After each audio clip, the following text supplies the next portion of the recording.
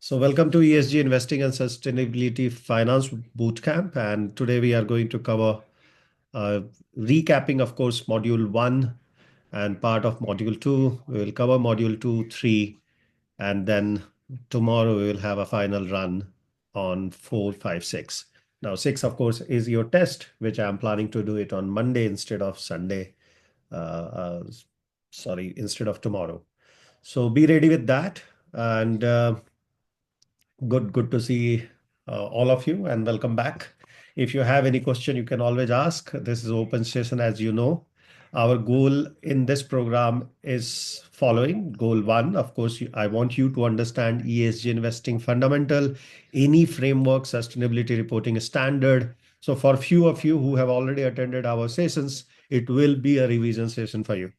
Second goal for the whole program, 3-day bootcamp, is to analyze climate science, where today we are going to go and discuss about, in the brief, what kind of climate actions are happening and how it is linked to the investing. We will also look into the basics of climate science, which is greenhouse gas emission and how that happen, just to brief up and understand that what kind of scope 1, 2, and 3 emissions we are talking about here. Now, goal 3, of course, is to assess ESG integration strategy, risk management, and materiality decision making. And final goal, which we have today, is to apply real world ESG case studies, which we will even have it today. Uh, all I have covered in this bootcamp, I have provided you a thorough overview about environment, social, and governance factor, and then, of course, investment of the same. This is the whole program curricula, which ends with the real world case examples, which I will try to cover a few more today and few more later. Now, yesterday we have covered this 3 goals, which where we started with understanding of the fundamental of ESG investing, impact investing, and financial markets. So how many of you remember that? What is impact investing? Dr. Manjusa is not here today, right? Because she was finding herself a little bit not very much comfortable with this scenario. So anybody who remembers what is impact investing? 2 keywords there.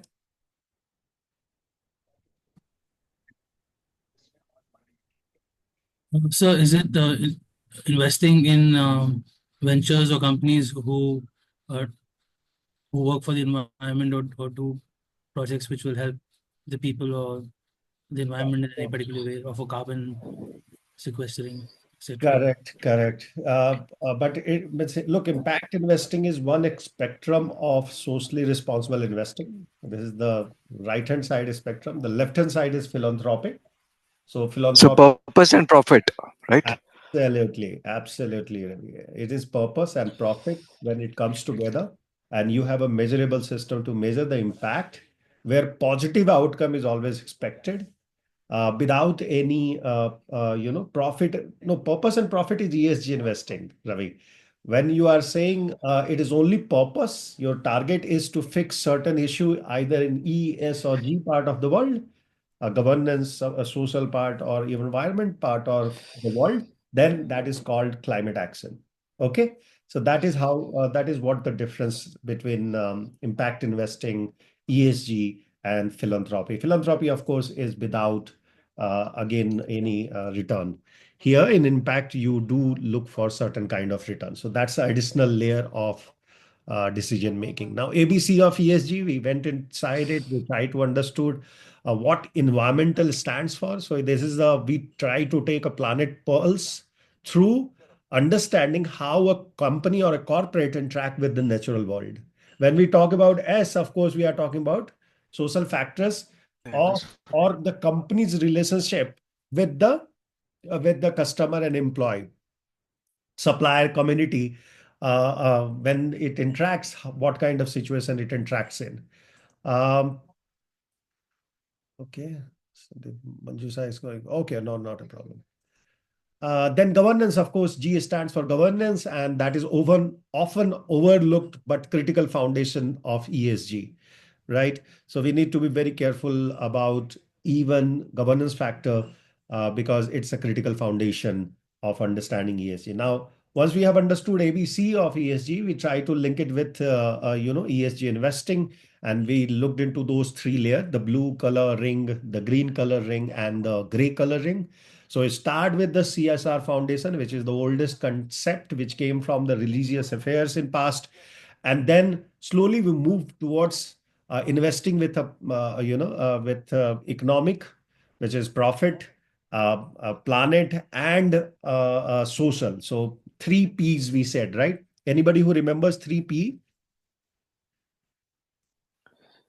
Yeah, it's planet, profit, Purpose. and people. People, absolutely, Anshika. People, yeah. Yes. So planet, purpose, and sorry, see, purpose is coming again and again because MS Ravi has influenced us all, isn't it? Okay. It is planet, people, and profit. So three Ps. And that is when we consider while investing in any company, then it becomes a ESG investing. Now, identifying the greenwashing as the ESG investing is picking up, a lot of people wants to get those investment in their companies, and they are trying to overstate their initiatives. That overstating of their initiative, be it any kind of, from your branding point of view, from your packaging point of view, from your even reducing your impact, which is called eco hushing, eco rinsing, eco washing, yeah, or green wash is the umbrella term. And we learned that there are several other types of eco-washing and happening. And we looked into specifically this case, which was Stan Smith shoes produced by Adidas, and what kind of backlash they have faced. Now, greenwashing red flags we learned. So green red flags of for greenwashing was being vague whenever you are doing a statement about your initiatives, specifically on the on either E, S, or G. It's not only relating to E. For the Adidas case, we know they have been penalized. Why? Because they were using, few people have protested against they are not getting paid in Colombia. So it can be from any side of your ESG investing. If you are overstating your initiatives, you are actually doing greenwashing. So if they are vague or understating their claims, both side they are trying to do greenwashing, whatever purpose they might have. Second, lack of transparency, right? That is also creates a greenwashing scenario. Third, overemphasizing on minor initiative, like putting a minimalistic label or green label. People are trying to say that I'm organic and I'm also ESG compliant. We need to be conscious about the same. And misalignment with their core business belief. If there is a misalignment of that, then it creates a eco bragging as a difficult label. So ESG investing brings the greenwashing red flags as well, and we need to assess those credibility before we start looking into investment. For example, we should always look for third party verification. We should look for robust reporting frameworks and alignment with long term goals. Now, with that, we shifted our gear and we went into looking for sustainability frameworks and standard. Now, we looked into these three major framework on six different parameters, which was GRI, Global Reporting Initiative, 1997. Then SASB, which came later of 2010, which is aligned with IFRS now. So IFRS S1 and S2, which is going to be mandatory in Europe very soon, hopefully, and then TCFD. So these three different reporting scenarios, we looked into what it is, why it matters, with certain examples and benefit and challenges of the same.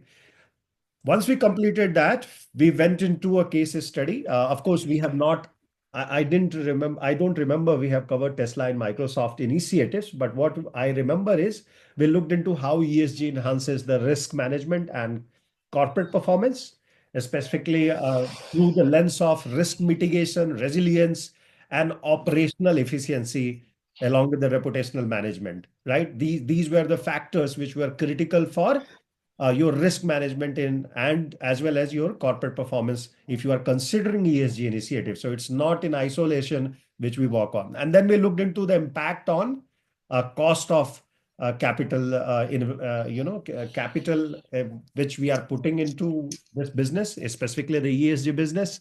And we also look into what kind of investment returns we are getting. So bringing ESG should lower the cost of capital rather than increasing it. That's the first parameter we looked into. We also looked into cost of capital along with company with high ESG ratings often receive better credit ratings, right? It is tend to be, this is the meta study, as well as there are several research which are in place which establishes this fact that company with high ESG rating often receives a better credit rating as well. So it goes hand in hand, and lower borrowing cost as they perceive to be lower risk investment. So that's a critical part of ESG implementation, right? That is the impact of ESG, specifically on the cost of capital and the return side. Of course, having ESG increases a new kind of capital for you, which is a ESG compliant capital, where higher investment is available at lower cost. So ESG focused funds, which only wants to invest in companies which are ESG compliant, also becomes interested in your company.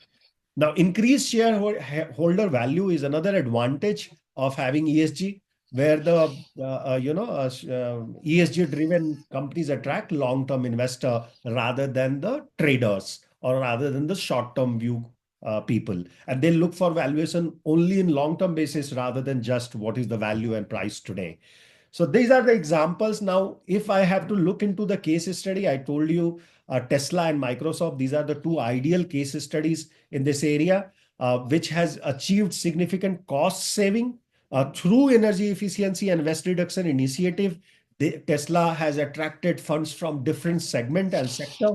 And you might be knowing that as they have developed their cars, battery cars, EV battery electric vehicle cars, they got massive impetus from green funds, right? They have attracted ESG focused investor, boosting the shareholder value. Now, Tesla, as you know, is pioneered the electric vehicle market, right? They align with environmental goals.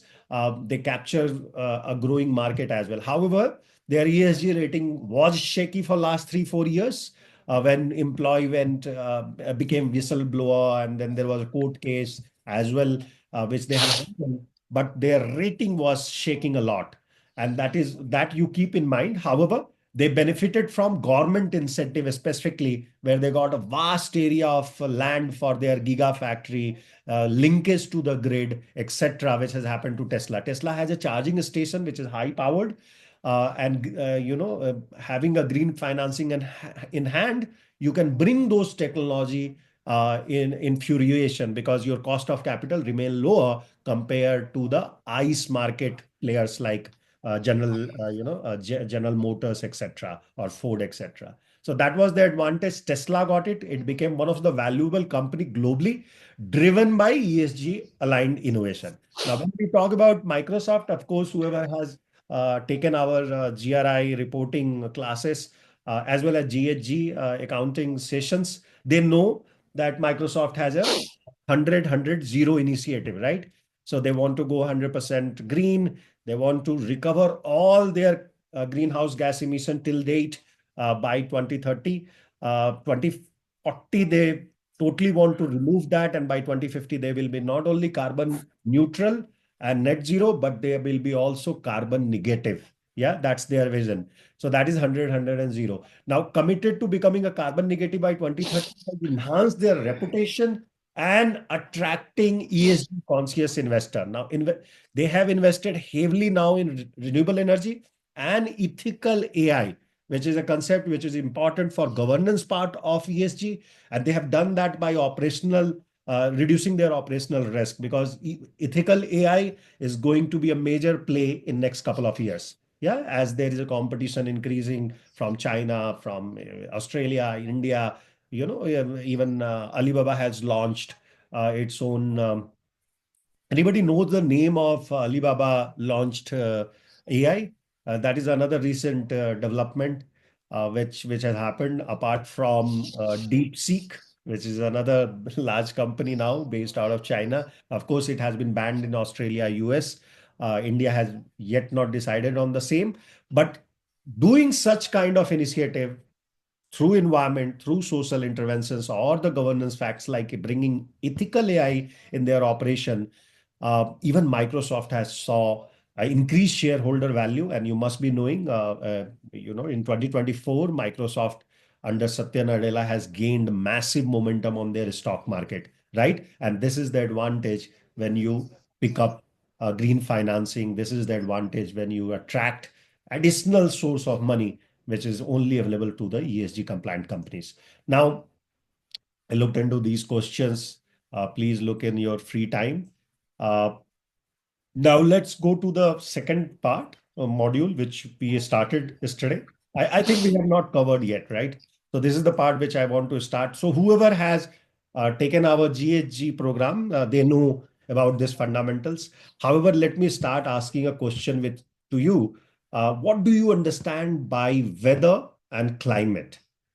Weather and climate, how you differentiate that in climate change? This is the starting concept which you should be aware about. So go ahead, each of you try to give me one word or a sentence. Weather is about the day and climate is about a season.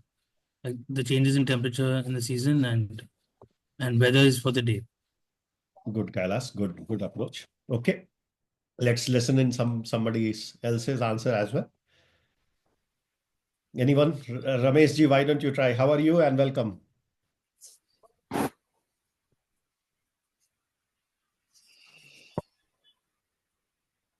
Uh, if you can unmute. Dr. Manjusa, I know you are in a function, but if you can unmute. Gaurav. Hello, hello. Hi, Good. Ramesh ji. How's your AT&T doing? Yeah, good, good. I was in some other came back from the tribal lands, and there was some we were distributing some solar lights in the remote parts of that Oh, one of the tribal lands in Tamil Nadu. wow. By the way, exactly same case study we are going to discuss today with the Nordic Light Total Energy Initiative with State Oil. So good, Okay. good to hear what you are doing there. What do you understand by weather and climate, if I may To ask? me, Weather, how you differentiate between weather and climate? it's question to you or the group. Yeah, Sorry. it's a question that what do you understand by weather and climate? Oh, okay. So weather is just a short term, you can tell. It's a atmospheric condition, no, at that specific place and specific time, actually. Absolutely. And yeah, that is main. And if you see that, and it's a particular time only. Like climate is more of a long term, and we are talking about the patterns and average of temperature. You can talk about humidity or wind, even like, right? And it also have you can tell different regions have distinct climate, something like that, also we can tell. So Absolutely. Absolutely. Anybody else wants to give a try? Thank you, Rameshji there. Uh, okay. Jayendra, what do you understand by weather or climate? You are based out of Delhi, right, Jayendra? Yes, currently NCR. So, I NCR. mean, Ramesh sir actually said everything I wanted to, but I mean, to me, it is basically how we at least divide our experience, how we, experience nature itself. Because weather is something that if we are traveling, we can see it changing immediately, and the climate is something that it takes years for us to notice. So the measurement itself, the experience itself is spread very long in terms of climate, but weather is something that helps us immediately gauge what is happening in the atmosphere. Absolutely. Absolutely. Actually, weather is a subset of climate. Let's start from there. Hmm. Second, of course, he has covered everything, but always understand weather versus climate in three steps. First, weather is a subset of climate. Second, it is localized versus global. So climate is always a larger phenomena. It's on the larger area. So whenever we say climate change, we will say climate change in southern hemisphere, south of the world, or north of the world, or you can even take a continent, right? So climate is always larger area. Weather is localized, right? In NCR, if you are in Noida, you have a measurement, a meteorological measurement instrument set in, say, Vasundhara. So you will say, my weather in Vasundhara is so and so. But for climate, it is a larger area. So if there is a climate issue is happening or climate change is observed, it will be observed across Delhi, full of UP, or in whole of India, or south part of India, or north part of India. So it's a larger area. So that's a second differentiator, which is geography. And third, it's weather is a short-term phenomena. So every hour temperature changes, right? So whether I can say in this weather or in this day, I am finding rainy, correct? Or I am finding literally very hot day. So the weather is very hot. But when we talk about climate, it is on the larger, time horizon, and you cannot have weather can change very frequently. So predictability is lesser. When we talk about climate, predictability goes very high. So that's the difference between weather and climate, and that becomes a basis. Now, United Nations Climate Action under UNFCCC has defined climate change. Now, that definition is in front of you, that climate change refers to a long-term shift in temperature and weather pattern. So weather pattern is a subset of climate change, right? So if there is a massive change there or a long-term shift, so earlier, for example, in Dubai, there was no rain happening 20 years ago. It is a very recent phenomena that even in month of February or March, you are finding rain there in those regions. Yeah. So in Dubai, now it is floods are coming. Flash floods are news nowadays, isn't it? So it's a permanent change or a long-term change which has happened in that region. And that's why it is called climate change of Dubai has happened now. Or the Middle Eastern countries are facing climate change issues as well.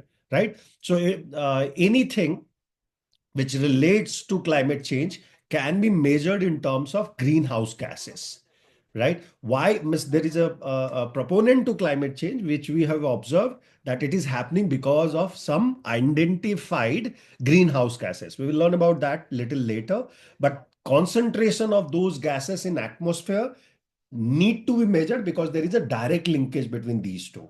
Yeah. And global impact of this is that increased of planet temperature. So the overall planet is getting warmer and warmer. That's the major problem, which is the outcome or global impact of this climate change. What is the effect? Global, warming or rise because of that, there is a rise of sea level. There is a reduction in the Arctic ice, etc. Let's see some examples there that by the way, before we go and see examples, let me clarify, there is a difference between pollution and climate change. Yeah. Pollution is more about aerosol getting disturbed, and climate changes, of course, is a larger climate, weather pattern changes. Now, pollution is caused by atmospheric pollutant, which is particulate matter, which is there in the air. SOx and NOx is another reason that it is happening there, causing the pollution, and they are counted as a pollutants. Now, this part, specifically SOx, NOx, or PM, is not counted in climate change, impetus. Why? Because there is identified 7 gases. Initially, it was 6 gases, which has been counted as a specific input. Now that has been changed. Now, health hazard is much higher in case of pollution, and we have seen that happening in the case of USA in 1980, 1985. If you remember, there was a concept called, apart from ozone layer depletion, which also happened in the similar time, and it became a major issue. Because of that, United Nations has commissioned that Brundtland Commission, who produced or who developed the book called what was the book name? Anybody remember? Brundtland Commission report, which became basis of even GRI, Global Reporting Initiative. Anybody? Limits to growth, or right? No, absolutely no. No, no. Limits to close. Actually, you didn't attended yesterday's session, Jan. Sorry. No. Anybody else who attended yesterday's session? We discussed about that book. Kailash. So need of sustainability. No, I wasn't there yesterday. Yeah, of course you are not there yesterday. That's why I called you today. Okay. So the book was, there were two books which I had given you the option to choose from. One was Who Care Wins, and second book name, Anshika, Dr. Manjusa.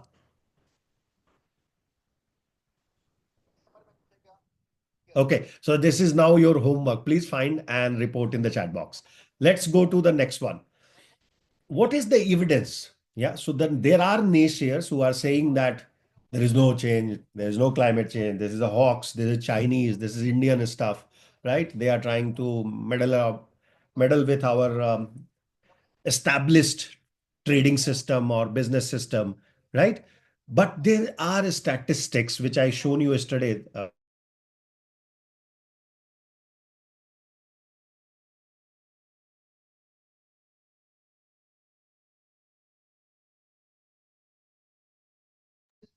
Am I audible? Hello. Oh, yes, now you are. Oh, I think I got disconnected earlier. What was the second name in the book? So no, I have given you only one name. I said that second name somebody to put in chat box. Somebody has put. Let me check that. Okay. So the book name is, what was the first option? Who Care Wins, right? Our Common Future was the book which was published. It was a report which was published in 1987 by Brundtland Commission, right? She was heading it actually under United Nations WED program. She has published that book, and first time she mentioned about sustainable development. Okay, and that is why sustainable word been coined in terms of development side. Before that, also there was mentions of sustainable development for first time on World Fora. That report has mentioned. So that was the book. But my point, which I was discussing before, I think I got disconnected, was evidence of climate change, isn't it? So the naysayers has their own version of it, but there are some scientific way through NOA, Copernicus. How many of you remember the observatory which we discussed last time? It means yesterday. Last time is yesterday. Copernicus, right? That was the name of observatory, which I have shown you a video as well, that it has so many satellites, network of satellites. Apart from meteorology, they also capture the earth warming of the earth. Yeah, and they observe it very closely. And they have observed that the carbon cycle, even for 8,000 years simulation, has shown a fact that it has always going up. Carbon used to go up in the atmosphere and come down through the carbon dating in the ice layers. As you go in and look into the glaciers, you can find those ice layers, and they established that carbon layer used to go up to the extent of 240, 60, etc., but it used to come back only in last 200 years, specifically, actually, if you see last 150 years, which is a pre-industrial level, we say 1860 or 1890. These are the two timelines we take. From there till 1911, carbon cycle was still looked like it can come back. But after 1911, it never came back. And it's going up and up. And now it has crossed even 460 parts per million, ppm, in the atmosphere. And you have to always understand, even though it is not visible, unfortunately, you can't see that carbon. Why? Because right now, if you are looking through your laptop, and laptop is a 4K or 1920 by 1000K resolution, the carbon will be only four dots there. Are you with me? Out of 4,000 pixels, it will be only four dots. That kind of measurement, and that is why it is a most, dangerous stuff, because you can't see it. When the enemy, you don't see it, and they come in a different size and shapes. Yeah, putting a veil, then they are more dangerous, and that is the case with the carbon dioxide, and that's why it has been observed and it has been recorded, and we are recording it through IPCC or different research agency all the time. Second evident is this video which I wanted to run. But let's not go into this video. There is a video of Arctic ice, which my team will post in the, in the group. Today, you will get a lot of reading material. Okay. So you have already got two case studies, I believe. And today we will also post you this video and two more case studies. Okay. So be vigilant in the group. You will get those case study to read and come back. So evidence of climate change is another is part is when you observe through this observatory system, you are seeing that Arctic ice is melting and melting at unprecedented level. It used to recover in winter time, but that's not happening. And even in winter, we are seeing in Los Angeles, there was a wildfire happening, which was quite rare. And those changes are unavoidable, even though any country president says that it is a hoax, doesn't matter there. Okay. Third evidence is evidence of climate change is the sea level rise. So the sea level rise is going continuing that, and in 2022 we have seen the global sea level has reached to a record high of 101.2 mm. So we are talking about 10 centimeter water being risen, right? And how many of you remember GLOF activity which has happened in India? GLOF activity in India. Anybody who is aware about it?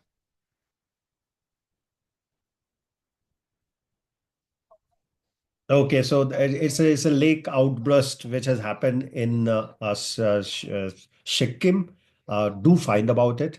This is one of the unique activity which is happening in India, and it is expected that it will keep on repeating because that slope has been deteriorated. Glacier in the lake outburst. When that has happened, 20-meter high in a lake. Just imagine a lake water is rising by 20-meter high. It has destroyed anything which came into in between. Even the dams in Sikkim were severely damaged by that activity. And we know that even in Seven Sisters, similar flash flood has come, and six companies went for bankruptcy. Six discom companies went for bankruptcy because they cannot get their insurance as well because of such kind of activity. With that, let's go and understand quickly. Of course, I'm not going to go in detail. The science of climate change, how we actually measure this greenhouse gas emission, what are those measurement cycle. But before we go there, let me ask you quick three questions to you. What is the climate change? Now, can you tell me either unmuting or putting in the chat box? Quick, if you are in the party or you are traveling, I can understand that. You can just write in the chat box. No need of unmuting yourself. What is climate change now? I have already explained. Give me one word or one line in the chat box. Okay. Go ahead. Okay. Good. Okay. Anybody else? Anybody? Change in climate, melting glaciers, um, full of other things. Okay. So that's the impact of the climate change, melting glaciers. The effect on climate based on global warming. Correct. Correct. The climate change actual answer should be the difference between weather and climate, right? It's a global phenomena, and it has a long-term changes in the state of atmosphere. Absolutely, Jayant. Well done. Okay, next question. Quick one. Which of the following human activity is the primary cause of modern climate change? What you think, rather than I give you option. Actually, there was an option, but system is not supporting me right now. Tell me which of the following human activity is a primary cause of modern climate change? Pollution. Oh, sorry, Pollution. could be. That is a human activity. If you are polluting the Indus. environment. Sorry, I mean, carbon footprints in general would be. carbon footprint means what?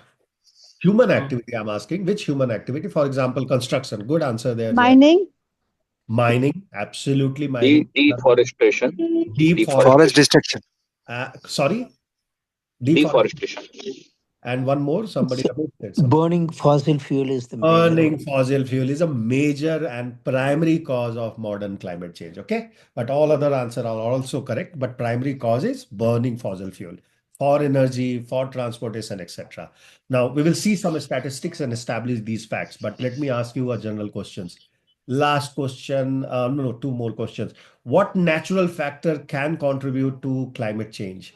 There are natural forces as well, which are creating climate change. Can you identify any?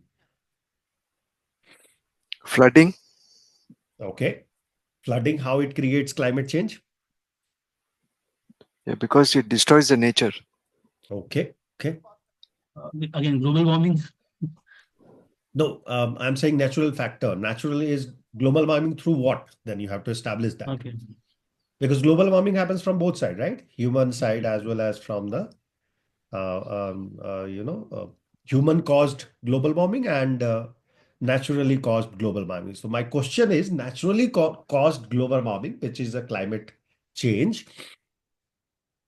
Okay, somebody said right field releasing methane. Absolutely, methane emission is one of those.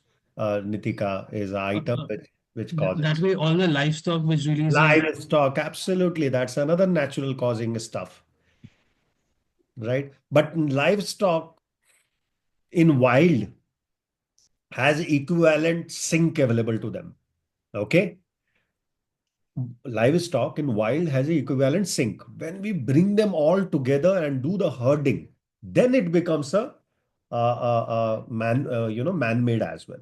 So the one which you said is a natural one, then definitely it is causing. Other ones are volcanic eruption, right? That causes major climate change issue.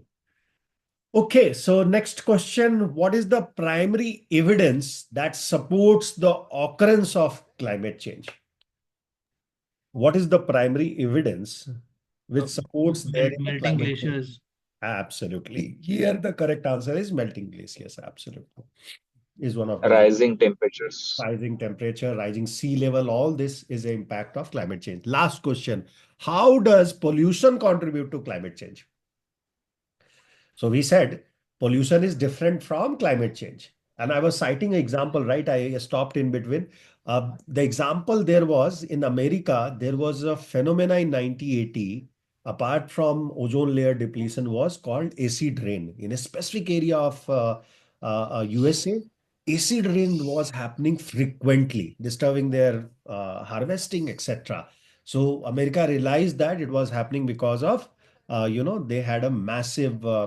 How many of you know Detroit? It is what Detroit is known for. It was known for the So it's production for these automobiles. of automobiles, cars and all. Yeah. Automobiles, absolutely. So they got that relationship established, and then they worked on it. And trust me, they reduced the pollution level in that area, and acid rain frequency has reduced drastically. And one point in time, they get rid of it. So pollution do have measures to control it and come out of it. And but there are certain pollution activity which also contributes to climate change, specifically the burning of fossil fuel, right? That creates a climate change impact. Now, to establish that fact, I have put two pictures in front of you. One is talking about basically this picture is relating to that Copernicus Observatory or NAOO Observatory in US and Europe. They have published this report that surface temperature has been rising. Yeah. And they have recorded 23rd of July 2024 was one of the hottest day on earth. And now we have observed that since 2023 onwards, all days are kind of crossing that threshold of being hottest day on the earth.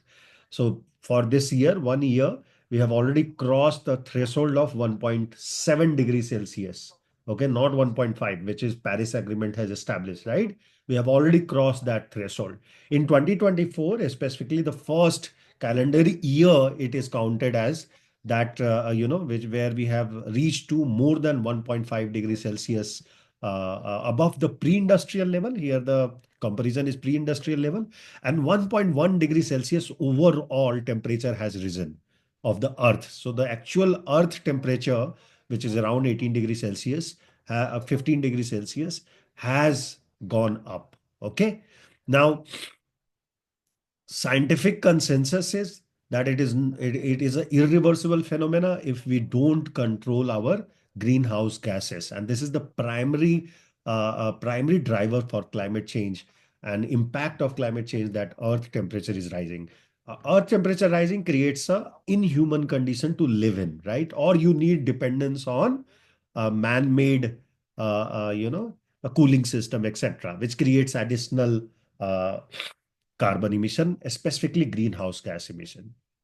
So these were the evidence. Now, greenhouse gases effect is the effect which goes inside and builds the greenhouse gas calculation. So anybody who has learned our GHG emission, we have gone in detail and discussed about it, that how human intervention is creating this issue, specifically greenhouse gas emission. Now, whenever you want to understand greenhouse gas emission, please understand that as in greenhouse, you develop certain crops, right? Making it immune to outer world. Similarly, the gases around the earth reflects the certain part of the photovoltaic cells, specifically the high frequency photovoltaic, uh, not cells, I'm saying photovoltaic rays. It comes back, and that reflection creates an additional heat in the atmosphere. Now, human activity, specifically burning fossil fuel, deforestation, releases these gases, which overload our atmosphere. Or atmosphere already has certain gases, for example, carbon dioxide, which is released by humans, and we consume oxygen, as well as certain other living beings. Apart from trees, which does exactly opposite to that. Now, these is additional greenhouse gas emissions coming from the fossil fuel burning or deforestation. Now, deforestation, in a sense, because it acts as a sink, right? Trees does exactly opposite what I emit. So it consumes the carbon dioxide and releases oxygen in the atmosphere. By cutting them, you even remove the sink part of it, where the actual carbon can be absorbed. Carbon dioxide can be absorbed. So now, GHG gases, initially, we identified six, which started with carbon dioxide, methane, and nitrous oxide kind of stuff. Now, later on, we added of course, CFC and HFCs were the part of it. Later on, we have added NS and NH6 as well, nitrous hexafluoride as well. Now, Earth average temperature has increased by 1.1 degrees Celsius since pre-industrial level, and this is 2023 data under NOAA observatory, and even 1.5 degrees Celsius rise is now visualized that it will create severe consequences, and we are seeing that happening, right? Wildfire or fire in a winter season is extreme, which is happening even in USA, where people are not accepting it, and then rising sea level across world along with the ecosystem collapse. Now, tipping point has been observed that a critical threshold like 1.5 degrees Celsius or 2 degrees Celsius, if that happens, then climate system will be changing. Specifically, we are saying El Nino effect, etc., which accelerates this process, which is again a natural process. El Nino is a cooling and heating of your sea. That impact increases the frequency of melting polar ice or Amazon rainforest degradation. And these kind of stuff also can trigger irreversible changes.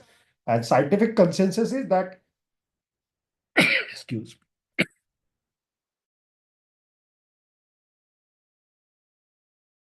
Scientific consensus is that over 97% of the climate scientist has agreed that human activity are primary driver of climate change now. Now, if you really want to understand greenhouse gas effect, these are the two pictures which exactly depicts what I said, that greenhouse gases actually absorbs and reflect the heat radiated by the earth. So the yellow rays which are going back, some of them get refracted in terms of red ones, red line, if you see, by preventing it from escaping from this space. So which are those gases which send back those rays? And that is on the right hand side, if you see, all the gases, including carbon dioxide to HFCs, which creates the greenhouse gas effect, which is you must have seen greenhouse gases across harvesting field. Now that brings to me to ask you another question now. Which greenhouse gas you think is the most concerning, according to you? CO2. Okay. That's a good approach. One gas which is CO2. Then Is methane. CO2 and methane. okay. Second is, Methane. of course, that's the second in the row. Absolutely. Any other gases which you think is most concerning? Lot of CFCs, which is usually from this ACs Absolutely. and fridge and Why? Kailash, question will be why that is concerning. um, Chlorofluorocarbon, the F gases from the refrigerations. Direct hydrofluorocarbons or perfluorocarbon, PFCs or HFCs, which are coming from refrigeration or from cooling down. Both of them contributes to human generated side of greenhouse gases. So the now I'm showing you left hand side, which are naturally occurring gases, specifically carbon dioxide, methane, comes from the natural source too, along with the ozone. These are happening from the natural side, but there are human generated which we are concerned on, which has a PFC, HFCs, SF6, and then you have NF3 and CCl4. Now, these are the gases which are human generated, which we are concerned about in climate change activity, which is pushing our investment fraternity to look into it and try to curtail or push wherever they are investing those companies to stop doing such a nasty stuff. Now, with that, we are coming to the last part of our module 2, which is energy transition. Now, again, it is a massive subject. Energy transition we cover in 3 months' time as a learning exercise in our Diamond membership, where we teach you that how the strategy works, how reporting works, how your ESG rating works, how it combines together, and creates a effect in a sense that is required for us to control the climate change. Now, it's another pathway. One pathway is, of course, CFA investing and SCR program. And second pathway is energy transition. So it's a massive subject. That's what I'm trying to indicate. However, we will try to cover in next 4 or 5 slides that what exactly it means. So tomorrow, if somebody is talking to you in energy transition, because massive investment is happening in this area. Why? Because the return in next 10 year will be highest from this area. Because once you will get transitioned to net zero scenarios like in 2050 Paris Agreement expect that to happen, that whole world goes towards the net zero, that energy transition role will be finishing. Of course, there will be still some role to be serviced, but massive investment cycle will be getting their return from following the net zero targets. Now, given that background, let's understand now what is this landscape. Now, energy transition landscape, I am trying to show you with 3 photographs coming from how many of you know the body which is behind the GHG protocol or greenhouse gas protocol?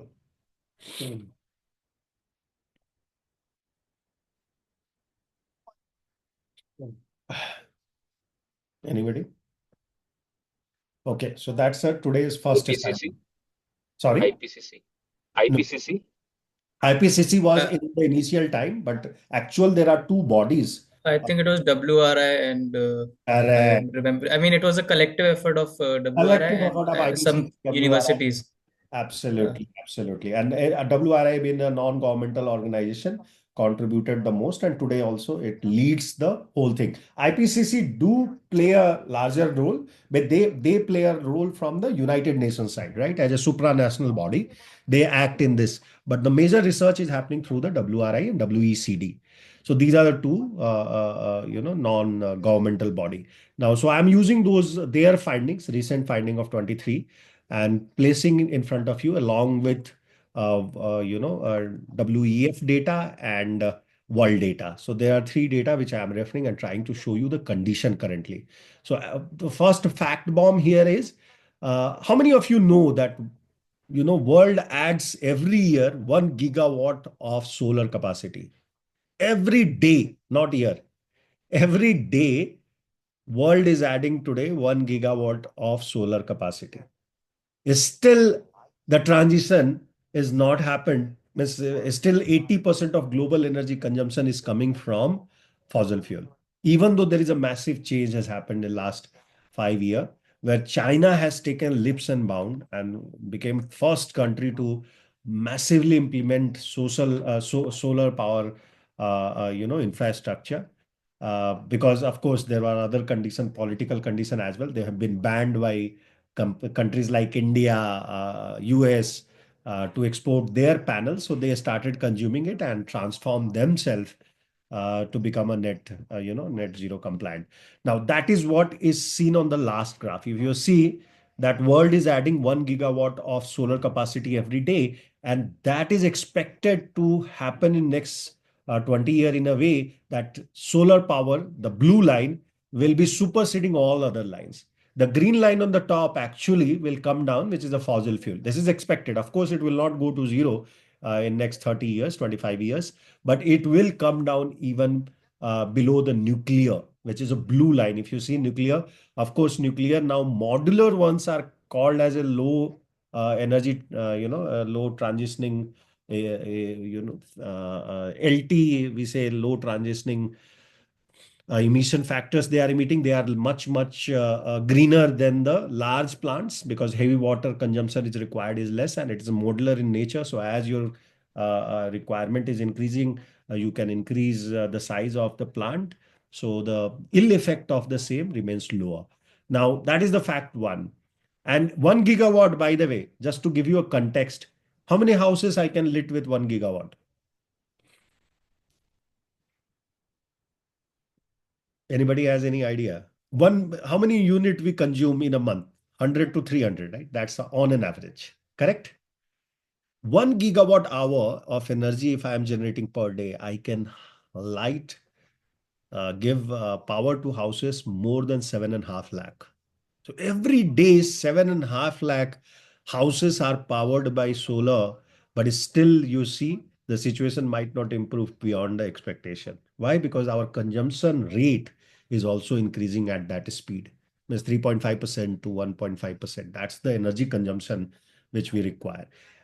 And why I am talking about energy consumption only? Because energy sector, if you see the orange in the orange line in the circle, 75%, nearly 75.75% of world GHG emission is happening from the energy sector, which includes even transportation, energy, etc. So not only the electricity part, I'm talking about the overall energy sector. So that's a massive GHG emission which is happening. That's why it is a critical subject. Yeah, and people wants to change that scenario. That coal, if you see again on the center graph, that energy related, specifically greenhouse gas emission coming from the coal is the highest currently in 2024, and we are expecting that to get neutralized by 2030, where it will be equally contributing, right? We are expecting in 2022 the number was 41.3 gigatons of carbon dioxide equivalent. The emission was coming from energy related gas emissions, which is a orange line at the top and the blue line in the bottom. So what I'm trying to illustrate here, that energy transition landscape is important landscape to be understood. Just imagine this, that what if the entire world run on 100% renewable energy? Just imagine that scenario, right? No more air pollution will be happening through this thermal power plants, which if that is there in your area, if you have seen any thermal power plant, is always emitting brown gases, right? If world is running 100% of renewable energy, definitely there will be no air pollution, correct? SOx, NOx even will be going out, because massive amount of SOx, NOx comes from the coal-fired ones. Now, no more oil spills will be there, because you are not using even petrol or diesel to generate energy. That is another advantage. So oil spills in the sea will reduce massively, which has a permanent effect. We know BP oil spill. If you don't know that, just remember $15 billion is the penalty which they have received over a period of time. Okay, BP oil spill is one of those cases where oil spill has happened on the BP horizon. A tanker has got stuck with a riff, and It has spilled the oil in sea and it was irrevocable. Alaska was the area which got disturbed. Several species we lost, etc. Now, here is the catch. Can we get there fast enough? Is the task of ESG investing. Okay. So think about what is holding us back from being fully embracing renewable energy or renewables. Yeah. It is technology. Means I just want to have an opinion here. How many of you think that why we are not adopting renewables right away? Is it politics, which is coming Trump? That is one of the major discussion point now. Second, or technology. We don't have enough technology to capture the renewable energy, put it into grid and supply it to all. Or third, simply inertia. Nobody has a willingness. What is your opinion here?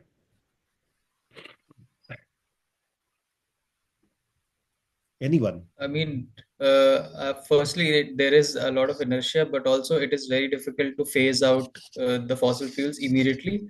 So a long-term, drawn-out, and very much consistent plan is required, which not a lot of countries are willing to contribute or work towards collectively. Well, So Samraj, that, according to me, is no, the no, issue. absolutely. You are bang on, Jayendra. What's your background, if may I ask? So I have a liberal arts degree and a master's in diplomacy, law, and business, and I specialize in environmental policy and Ah, foreign policy, etc. So my wonderful. experience has been a bit In diverse in that sense. awesome, awesome. We need people like you in our ecosystem now, and the reason is exactly what you said. Not only the technology is the problem or the initial inertia that change nobody likes, right? It is also has a tinge of technology as well as political affairs. Both is stopping us to adopt fully. Even though people want to do it, we are going at a slow pace. Trust me, we are going purposefully at the slow pace. Only advantage is we are still beating the targets. With means same report which I am referring on this slide now, uh, has stated very clearly, if we keep on adopting our renewable energy with the pace which we have done for last 3 years, and here contribution major has come from China in 2023. If it keep on happening, means like India also picks up that the same pace, irrespective of what political boundaries it has been bounded in. And this year, government has gone, by the way, with the allocation of their fund in Suryodaya Yojana, right? Surya Ghar Yojana. With that coming in, and if we go full force, India can also this year will try to reach similar statistics. What will happen by 2030 or 2035? We will beat our targets which we have set in Glasgow. Okay, easily we can beat that, and actually we can achieve 3 times of it if we do that. Okay, at least on the renewable side, coming from the solar, picking up along with the wind. So this is another graph which exactly shows that if we go up to 2050, the scenario will further change, and it will change in a benefit of in the benefit of renewable energy. So renewable energy, which is growing rapidly now, driven by the climate change scars which we are facing all across world. Lower cost is another fundamental here. That's why the change is not happening. So initial inertia was also people wait for a justification, right, of their investment, which is happening at least in the case of solar, and we are expecting same to happen in the case of nuclear, where Rosneft and American companies as well as few other France has also offered their technology. We are expecting that happens on that other renewable areas, and we accelerate this situation. Yeah, and energy security, as we require that more, this transition will follow a path which will be much better, at least for energy industry. So global primary energy consumption by source, if you see, is listed there, and a massive amount of that comes from solar power plant, or massive amount is coming from the biomass is also contributing. By the way, biofuel is another area where India is focusing with lot of subsidies. There is a massive subsidy available across a state, like UP is supporting it, like Maharashtra is supporting it, Rajasthan is supporting it. So that is also picking up apart from coal. Now, coal remain the centerpiece even in 2023, where it contributes more than 50% of the terawatt consumption which is getting produced. So that's the fact on renewable energy, which energy transition we will be talking about shift from fossil fuel towards renewable energy. Currently 82 terawatts hour of energy we are requiring, and 45 comes from the coal. Absolutely coal. World has reduced it, but India can't do it because India has no other cheaper resource available at their disposal. Now here on this slide, I'm going to recommend you one uh, report, which is Deloitte report. So Sandeep, if you are there, just remind me after the program. I will give you the link. Deloitte has issued a report that financing is required. So what Jayendra was talking about, the about willpower, right? Initial inertia which we had is definitely required. And this report of Deloitte, which was published in 2024 on financing the green energy transition, establishes that fact there is a transition need in terms of policy support. Okay, that's the first one. So governments are implementing, a lot of government has picked it up policy, including America. Just in, they brought in IRA Act 2022, if you remember. They implemented policy as well, along with India, etc. So accelerate the transitions. Now, second impetus there in policy support is a carbon pricing. Now, COP29, we have agreed Article 6, Article 6 of the Paris Agreement, which has been agreed after 7 years, too late.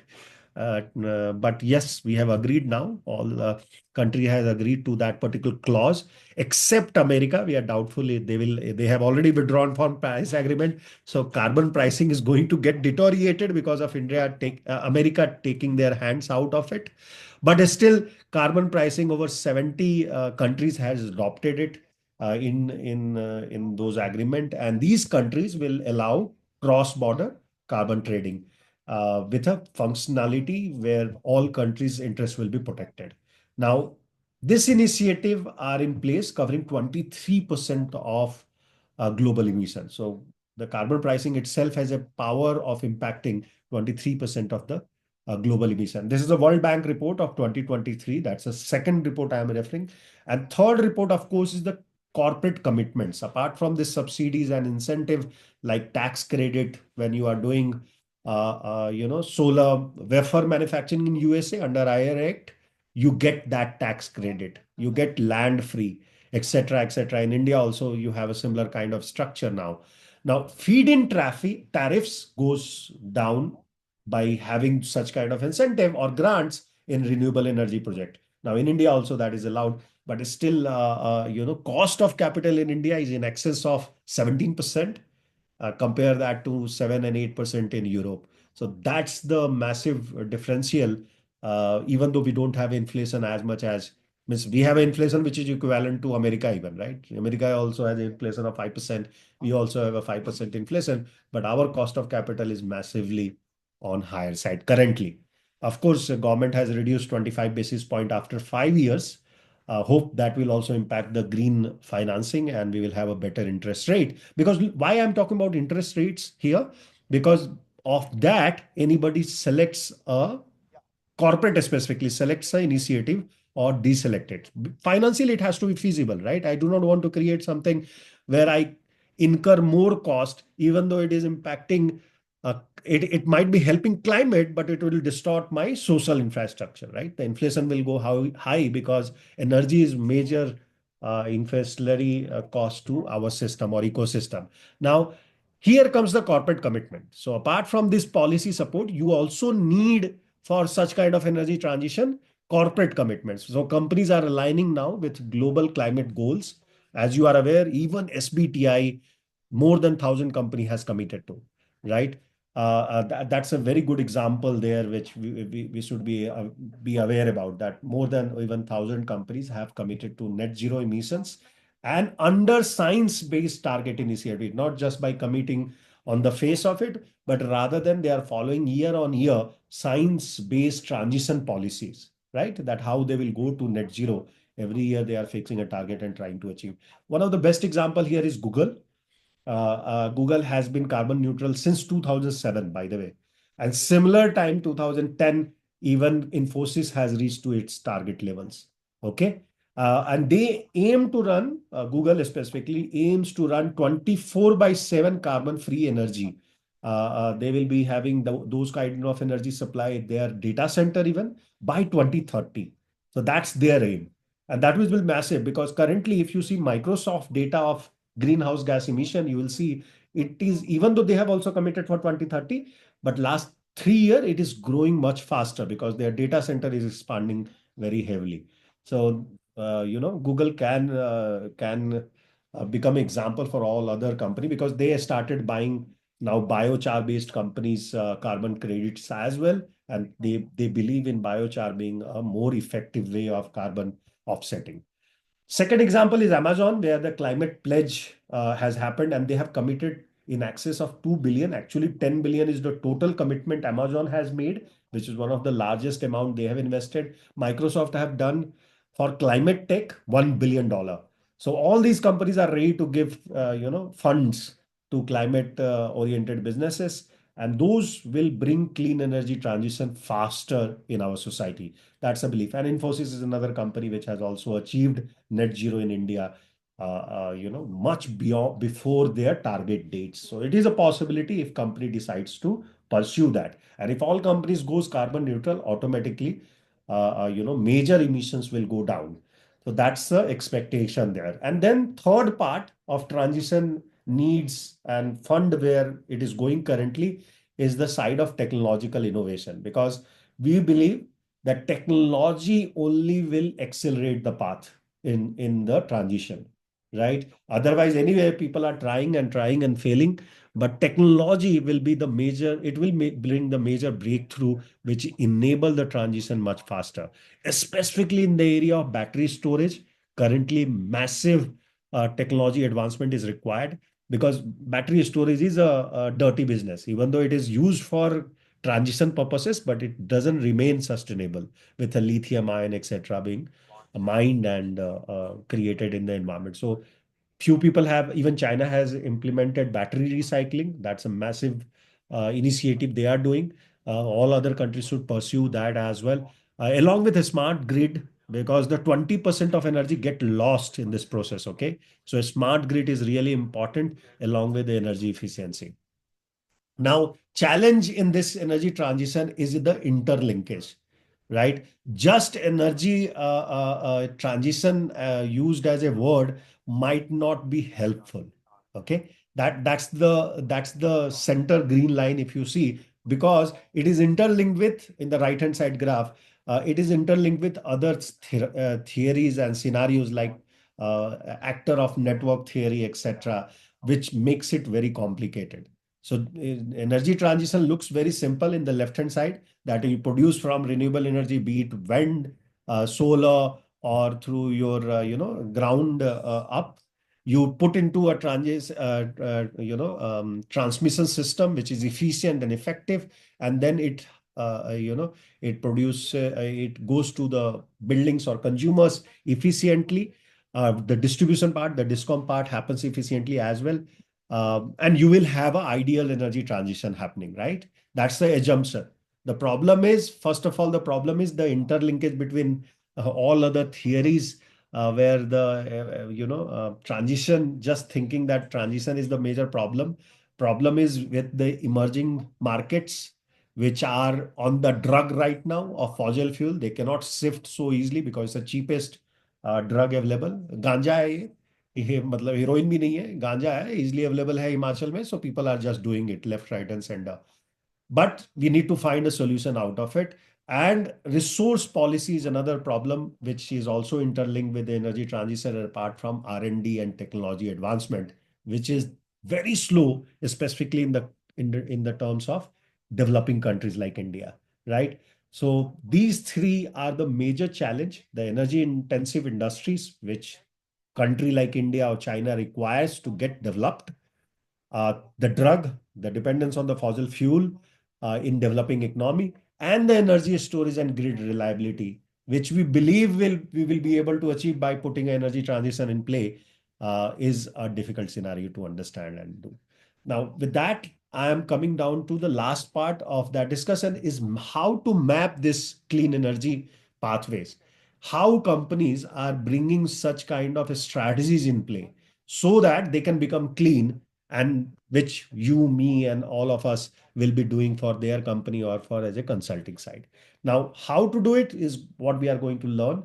We will try to learn the sector specific pathways, and we will try to see how decarbonization strategy, which starts from transition, energy transition we talked about, and converts into transformation, right? So let's start looking into that. And here, two case study. How many of you read the case study which we shared?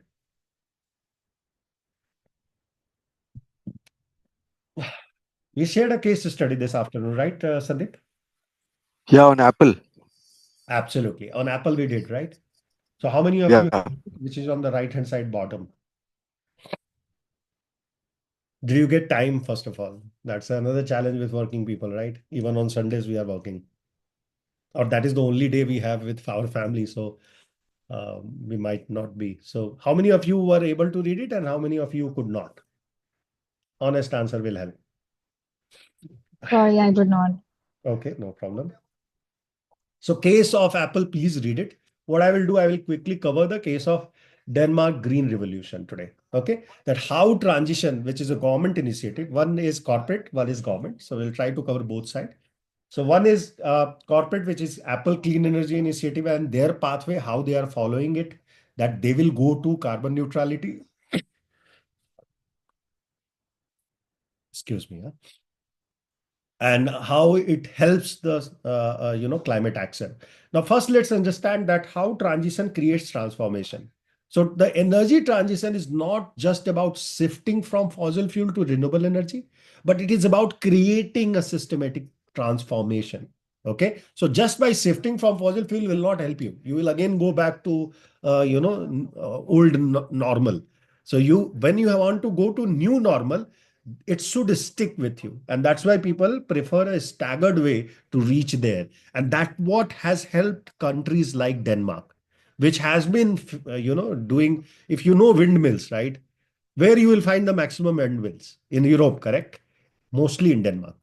So it's old concept which Denmark has brought in and got that transition happening really in well, in a sense, which is where they have established by 2030 they will be completely carbon neutral, right? We will see the case study later, but what I'm trying to say is that it is all about creating a systemic change or transformation based on the sectors which we are talking about, and it should be applied to all sector. And that is a challenge with India. Right now, India is in a phase where 3 to 4% of carbon dioxide emission equivalent, I mean, so overall greenhouse gas emission is happening from cement sector. Now, I cannot shift my requirement of cement, or I cannot offload to any other third world country that they produce cement for us and we use it. Still, if you use it, we are a scope 3 emitter. The point here is that such kind of intricacy need to be built into your energy transformation or your requirements of GHG dependence, and which Denmark was able to do. So that's why I'm referring that case, or Apple is trying to do currently, right? Again, I'm not saying that they are the best companies, but they are trying to become a better company.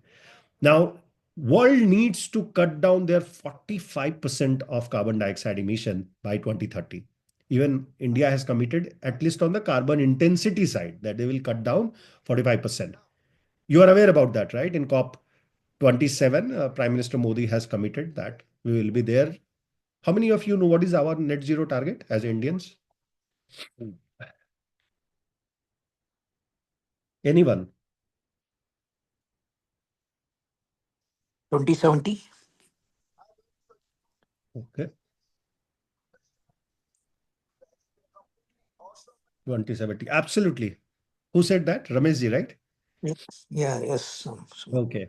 Yes, absolutely. That's the target we have, 2070 and 2030. We are targeting carbon intensity to be 45% reduced. But this is we need to be on track and of 1.5 degrees Celsius. Of course, we have crossed the threshold, but people are expecting you again do the tracking of 1.5. Till the time we are doing up and down, you can say that it is nationally determined contribution, NDC, which we again will learn in detail in our GHG program, that how that is established and what is the fundamental behind it. But clean energy pathway provides this roadmap that what we want to achieve while ensuring that economic growth and energy security doesn't get disturbed, especially for third world countries. The recent case study of Denmark establishes exactly that fact. Now, okay. So I think I have not shared that with you guys, right? Give me 1 sec. Let me share that case study with you. Meanwhile, can you please explain when we say that we have to stay on track of 1.5 degrees, what exactly do we mean by that? So And I will, talked about Paris Agreement, Anshika. yeah, I mean that one particular line, everybody keeps saying we keep below 1.5. What does it mean? No, below 2 degrees Celsius before pre-industrial level temperature. But you should be around 1.5 degrees Celsius, right? Means it should be below, again, it means you should be below 1.5 degrees Celsius. What does it mean? That whatever emissions we are doing, that emissions should not increase the world temperature by 1.5 degrees Celsius. How that is decided is the NDCs, or every country has a quota that this much of carbon emission they should be doing based on their past precedent. Okay, if country exceeds that quota, and right now it is up to the country to decide what quota they want to set for themselves, but eventually they should reach to 0 degree. Means net zero targets. Means they will not be emitting any greenhouse gases except the unavoidable ones. Okay, and for that also they have to offset it. To reach there, right now, just to give you an example, Anshika, that your carbon footprint right now is say 10 tons of carbon dioxide per year. Okay. And I tell you that by 2070, you should reach to 0 ton of carbon emission. Now you tell me where all you are emitting carbon. What are your activity where you emit carbon? Just give me one example, not every example. Personal. I mean, by maybe pollution from the car. Yes, absolutely. If you are going to your office by car, if you are going, wearing clothes, all this emits it has a carbon footprint, correct? Now that carbon footprint, you want to become zero. Does it mean that I will not be using car? I will be No, using. I think I'll be using alternates of it, like Absolutely. EV or something like that. Absolutely. Now that target is fixed. So today you have 10 ton. By 2050, 2030, 2070, I want to go zero. What you will do in between is sticking with this 1.5 degrees Celsius targets. Okay. There is a very famous graph of SBTI. If you will search with science-based target initiative, you will find the answer for your query. Of course, I cannot go in detail on that. Let's move on. I will share the second case as well, but I believe I have already uploaded in YouTube. Or Sandeep, can you check on our blog? It's already been published or yet to be published on the ESGPro Mastery Institute LinkedIn page. Just check that. And anyway, let me run the YouTube if that is published. Once my screen is visible, just let me know.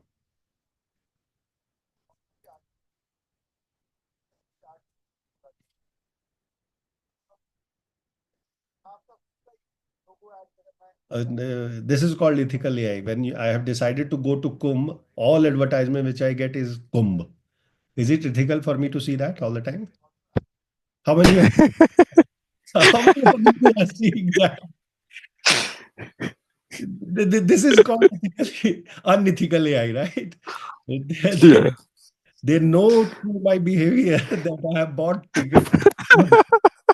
They are telling me what I should be doing there. Yeah, either scaring me or telling me buy this or buy that, all related to Kumbh. How many of you are observing such kind of trends in recent time and aggressively go to Insta, go to YouTube, all the places you'll find, or is it happening only with few people? Of course, I know it is No, happening no, with. it is actually, I mean, it's so pervasive that I've actually tested myself and gave guys Denmark, some small experiments nation in Northern Europe, stands as a when of hope. Sorry, you were saying something. Let me. Yeah, so I mean, you can even test it yourself. Even if you keep your phone away and you speak a certain words a few times. I've tested it with different friends. Eventually, the ads will start coming even if you're not doing anything. Absolutely true. So they're always listening, and it's always being filled into the algorithm. So we can't escape. So I mean, Absolutely it true. depends how you define your ethics. For them, it is ethical. For us, it is not. So.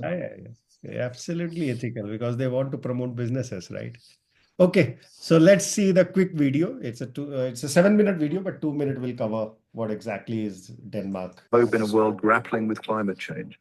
This tiny country has undergone a remarkable transformation, transitioning from a nation reliant on fossil fuels to a global leader in renewable energy. Denmark's journey is a testament to human ingenuity and the power of collective action. It is a story of vision, innovation, and unwavering commitment to a sustainable future. Denmark's story offers valuable lessons for a world seeking solutions to the climate crisis. It demonstrates that a transition to clean energy is not only necessary, but also achievable. In the heart of Scandinavia, Denmark's journey is a beacon of hope, illuminating a path towards a greener and more sustainable future for all. In the latter half of the 20th century, Denmark, like many nations, found itself heavily reliant on fossil fuels. The country depended on imported oil, a finite resource with volatile prices, to meet its energy needs.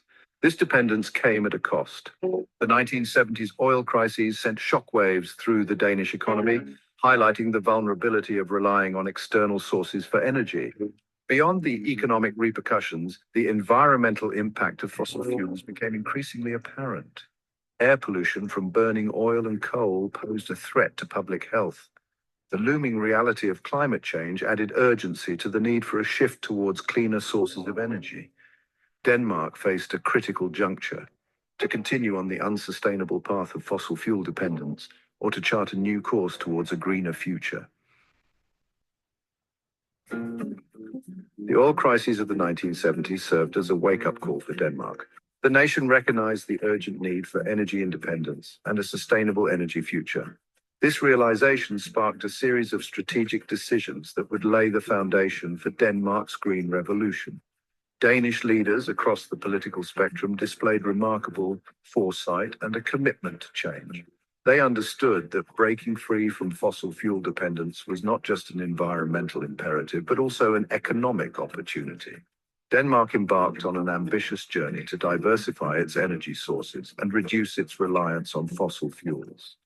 This commitment to change was not a top-down directive, but rather a collaborative effort involving policymakers, industry leaders, scientists, and citizens. This collaborative spirit would prove crucial in Denmark's transition to a green economy. Denmark, with its long coastline and abundant wind resources, recognized the immense potential of wind energy. The nation embraced this renewable energy source with unwavering enthusiasm. Investment poured into wind turbine technology, research, and development. Danish companies emerged as global leaders in wind energy, pioneering innovative designs and pushing the boundaries of what was possible. Vast wind farms, both onshore and offshore, began to dot the Danish landscape and seascape. These towering turbines, harnessing the relentless power of the wind, became a symbol of Denmark's commitment to a sustainable future. The transformation was visible, tangible, and inspiring. Section 5. Ambitious goals and a unified vision. Denmark's commitment to renewable energy was not merely aspirational, it was backed by concrete goals and a unified national vision. The government set ambitious targets for reducing greenhouse gas emissions and increasing the share of renewable energy in the country's energy mix. These targets were not static, but evolved over time, becoming more ambitious as Denmark made progress. The setting of clear, measurable targets provided a roadmap for action. It allowed businesses, investors, and citizens to align their efforts towards a common goal. This clarity of vision was instrumental in mobilizing resources and driving innovation, propelling Denmark forward on its path towards a sustainable future. Section 6.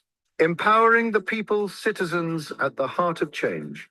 Denmark's green energy transition was not solely driven by government policies and corporate initiatives, It was fueled by the active participation and support of its citizens. Public awareness campaigns educated Danes about the importance of sustainability and the benefits of renewable energy. The government implemented policies that incentivized individuals to invest in renewable energy solutions, such as solar panels on their rooftops. This bottom-up approach fostered a sense of ownership and shared responsibility among the Danish people. Citizens were not passive bystanders in their country's energy transformation. They were active participants, embracing change in their own lives and contributing to a greener future for their nation. Section 7. Reaping the rewards. A transformed economy and a cleaner environment. Denmark's unwavering commitment to sustainability has yielded remarkable results. Today, the nation stands as a global leader in renewable energy, generating a significant portion of its electricity. Okay, so I have already posted in the link. Please read that article, which has been published already. And Apple case, definitely both the cases you need to understand literally that how corporates and governments are trying to achieve their net zero target by sticking and adhering to 1.5 degrees Celsius, pre-industrial level temperature increase, because that's a critical threshold companies and countries has identified to remain in control of the climate change if you really want to control it. Okay, so with that, let's go to the next part, which is decarbonization strategies to show that. Sir, I have a question. Yes, go ahead, Jan. If it's fine. Please go ahead. Yeah, so I mean, we saw Denmark's example, right? And we Correct. see a lot of examples which mostly come from Scandinavia or developed countries. And even in my research, I have mostly found it from the global north. But is it really feasible to look at their examples and see it as inspiration when things are very much different and require a completely different approach in the global south? Like, how can we look at this and then develop our own approach when we are fundamentally different from them in terms of needs and societal norms, etc. So how can we develop our own strategy and Okay. not see this It's as a convenient example, at least? It's more of a debate than because the moment we will go and start talking about, my first question to you will be, and it will become a debate. So I'm not going to go there at this point in time, but just think with the questions, such kind of issues. How different are you? In what sense you see we are different? Forget about society, that they are developed society, they have infrastructure already, but still they were heavily reliant on the fossil fuel when they decided in 2000. We'll see one case going forward about this Nordic. Again, we are talking about some other country, which is a European country, right? And what was the situation they had currently and how they are trying to transform themselves. And what you will find the real difference between these two countries, apart from society and cultural norms, actually culturally, I count Indians being more, environment friendly. And you can ask me, Jayendra, why you think so? And I can tell you with all my understanding of Indian society, and we have a very diverse society all across India, that we always worship this five element of earth. Mante hai ki nahi mante? Panch tattva we used to say, correct? And we worshipped it. So culturally, actually, we are much better off if we decide that we, rather than running behind the consumerism and follow a European and American lifestyle and then go and control your energy requirements or a transition requirement and meet those will be very difficult. Actually, ingrained, except now urbanization requires you to be little more modern. We cannot wear dhotis and kurtas and saris. That is not going to be, or whatever. Means my point here is, let's not go into debate. It's a complete debate, I believe. If you have willingness, specifically political willingness, you can follow the same chart. The difference between that country and our country or any other third world country is only one thing apart from the culture. Yeah, I proven you culture. We are better actually. If we really want to do and follow, being environment friendly, we can become much faster because we know that and we have been doing it. Only thing we may need to make them aware. And still in certain area in India, you go, still we have cleanest water. Go to Manipur, right? We have, in Bangalore still, In certain season, even though most polluted city now with a traffic jam, etc., when there is a purple flower which happens in the season of winter. When it happens, whole Bangalore becomes a garden city. Still, just search it and you will find it. Still, this city has so much of gardens and roadside trees, which becomes completely pink, and whole road will be pink. So my point is, we can go faster culturally. Now, coming back to then, what is the difference between these two sides of the equation? Only one. If you want to implement similar kind of initiative, the only thing which is missing is the capital, which Nordic countries enjoy the most, and Norway being the center. Means their sustainable, their souvenir wealth fund is the largest one. And that's why we are doing this sessions like investment, ESG investing, because that is the missing part of equation. If India gets that kind of cheaper cost of capital, trust me, India will be the first country to go for renewable. Problem is आप जाओगे ना finance के market में of course I am not going detail into products specifically in these sessions, but once you will go to product, currently whatever product we have in ESG segment is as costly as the normal product.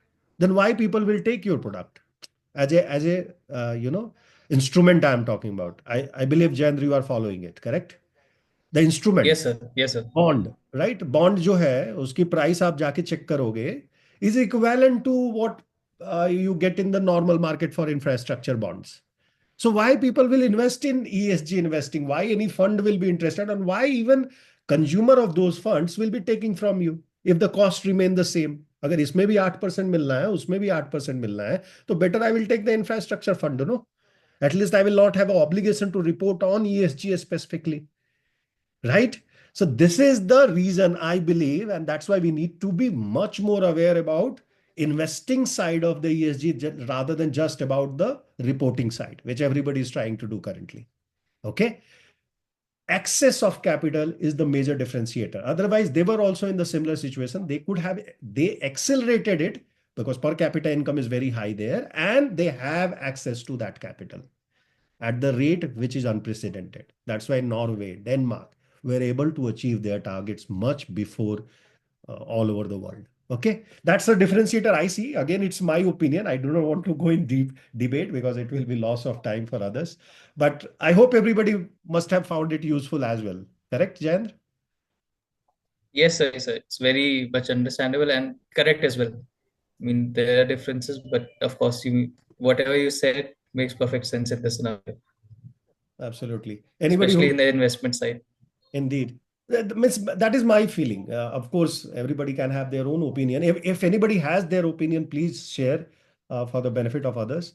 But my opinion is that if we have access to capital culturally and even by living standard, currently GDP is not growing to double digit, which we should be growing to. Trust me, that is most required right now. And if that requires another Manmohan Singh to take a birth and make those changes of 1991, let's do that. Yeah, where the current regime has tried to do, at least by removing taxes and letting a major part of population going without taxes, they will definitely do more consumption. Economy will go to fast pace, but we need that 5 trillion economy, irrespective of it is boosting for some individual or for some party, but it is required in the country. Okay, double digit growth is required, and all that is not happening because access to capital for India is still a distant dream. And that is why ESG investing is another completely different portfolio and product. If we have enough manpower in our country, we can attract those funds in our country and put it into energy transition, which will accelerate this process. And same episode of like we did for solar. How many of you know solar transition journey of India, which is monumental, right? We don't have a person today. Yesterday he was there. He works on that side very vigorously. He work on that product, and he's doing his PhD also in that area, renewable energy area. Yeah, and when you will talk to him, you will understand because we sat for 1 or 2 sessions together to understand his career path, etc. I understood that, and he's telling this is the market pulse right now, right? The access to capital is required for this energy transition. And we can repeat the story of solar, solar power targets, which we had fixed for 2020 by 10 times, that we will have a solar capacity in our country by 10 times in 10 years. We have reached to, what is our solar capacity currently? Anybody has any idea? Energy consumption through renewable energy, specifically from solar power plant, how much is gigawatt of that is getting produced? Anybody? Kailash, Ritika, anyone?